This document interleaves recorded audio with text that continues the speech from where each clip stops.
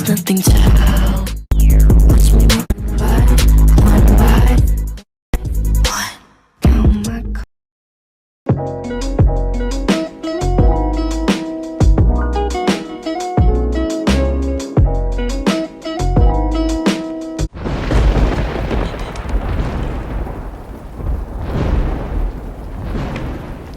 Good eve, Casca. Brought you Caesar home?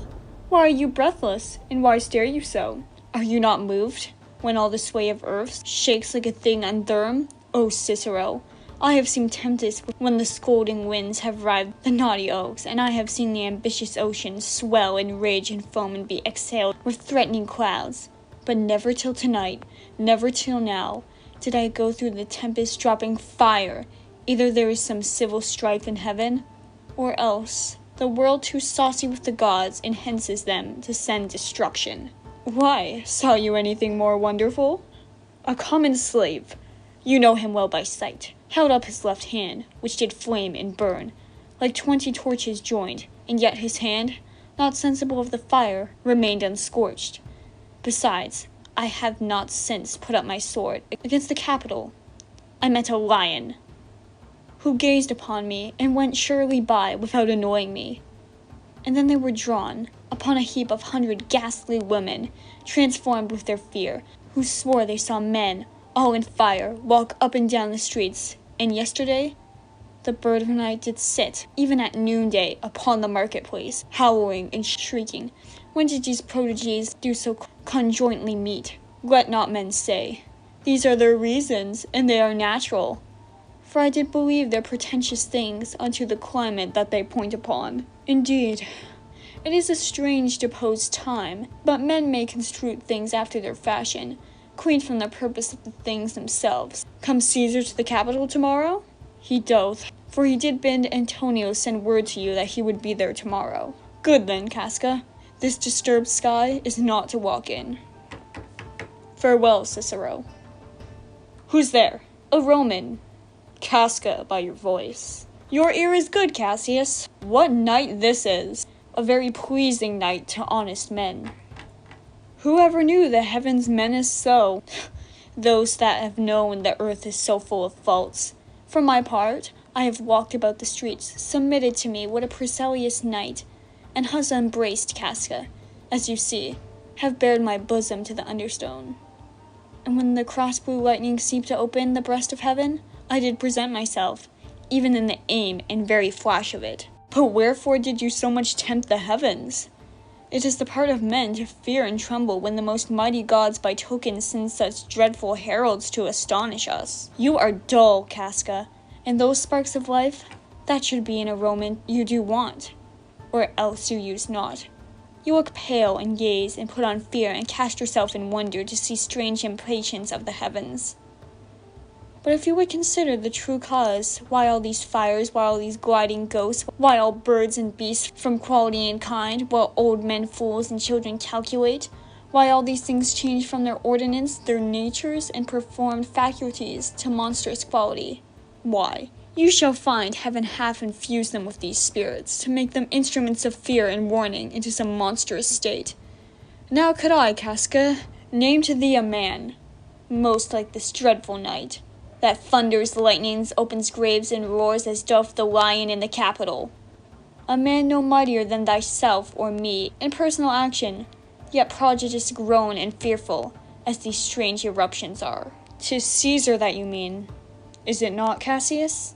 Let it be who it is. For Romans now have thews and limbs like to their ancestors, but woe the while our fathers' minds are dead, and we are governed with our mother's spirits. Our yoke and sufferance show this womanish. Indeed. They say the senators tomorrow mean to establish Caesar as a king, and he shall wear his crown by sea and land in every place save here in Italy. I know where I will wear this dagger then. Cassius from bondage will deliver Cassius.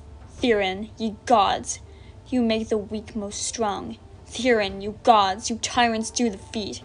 No stony tower, nor walls of beaten brass, nor airless dungeon, nor strong links of iron can be relative to the strength of spirit, but life, be wary of those worldly bars, never lacks power to dismiss itself.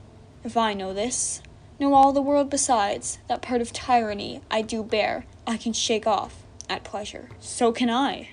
So every bondman in his own head bears the power to cancel his captive fee. And why should Caesar be a tyrant then? Poor man! I knew he would not be a wolf, but that he sees the Romans are but sheep. He were no lion, were not the Romans' hides. Those with haste will make a mighty fire. Begin it with weak straws. What trash is Rome, what rubbish, and what a fail, when it serves for those base matter to illuminate. So vile thing is Caesar, but oh grief, where hast thou led me? If perhaps speak this before my willing bondman, then I know my answer must be made. But I am armed, and the dangers to me are indifferent. You speak to Casca, and to such a man that is no fleering telltale. Hold my hand, be factionless to redress all those griefs, and will set that foot is mine as far as who goes the furthest. There's a bargain made. Now know you, Casca, I have moved already to uncertain of the noblest minded Romans, to undergo me with an enterprise of honorable dangerous consequence. And I do know by this there stay for me on Pompey's porch, for now, this fearful night, there is no stir or walking in the streets, and the complexion of the element in favors like the work we have in hand, most bloody, fiery, and most terrible. Stand close a while, for here comes one in haste. 'Tis Cinna. I do know him by his gait. He is a friend. Cinna, where haste you so? To find out you. Who is that, Metellus Cimber? No, it is Casca, one incorporate, to our sense. Am I not stayed for, Cinna? I am glad on it. What a fearful night this is. There's 2 or 3 of us have seen strange sights. Am I not stayed for? Tell me. Yes, you are. O Cassius, if you could but win the noble Brutus to our party. Be you content, good Cinna.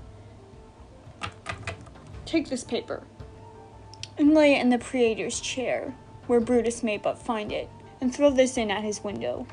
Set this up with wax upon old Brutus's statue. All this done, return to Pompey's porch, where you shall find us. Is Decius Brutus and Trebonius there? All but Metellus Cimber, and he's gone to seek you at your house. Well, I will he, and so bestrow those papers as you bade me. That done, repair to Pompey's theatre.